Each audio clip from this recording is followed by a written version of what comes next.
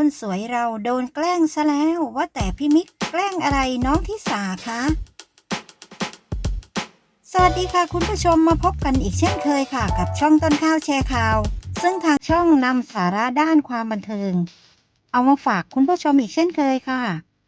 วันนี้เราจะพามาพบกับความน่ารักของน้องทิสาค่ะ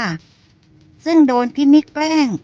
จะแกล้งยังไงนั้นเรามาดูกันในคลิปกันเลยค่ะ